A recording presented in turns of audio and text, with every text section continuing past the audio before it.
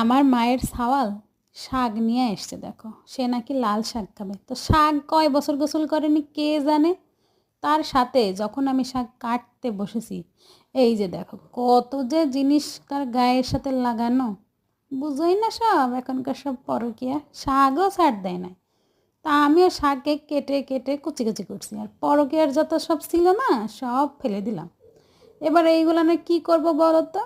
গরম তেলের মধ্যে মশমশা করে ভাজবো। তো তার আগে তারে আবার তো শুদ্ধ করতে হবে। আমি ধুয়ে নিয়ে এসে দেখছি বেশ কমে গেছে, এই যে হাতে দেখলাম ওইটুকু।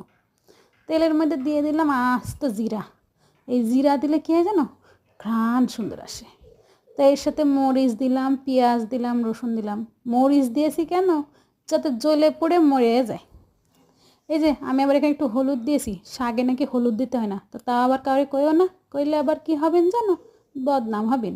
এটা আমি আবার আস্ত কালিজিরাও দিয়ে দিলাম, সুন্দর ফ্লেভার আসে। এরপর শাকগুলো দিয়ে দিলাম, দিয়ে আমি কিছুক্ষণ নাড়ানাড়ি করব। ও বাবা, শাক দেখছি আমার কড়াই আটছে না, রান্না শেষে দেখছি এক মুঠ হয়ে গেছে। তো সন্ধ্যা পর্যন্ত আমাকে অপেক্ষা করা লাগবে। তো আমার একটা পুঁটি আছে, পুঁটির জন্য আমি আবার একটু শাক ভাত নিয়ে আসলাম, দেখি সে খায় কি না। ও, সে তো খাচ্ছে, কিন্তু প্রথমে ঝাল বলেছে, যদি ঝাল ছিল না।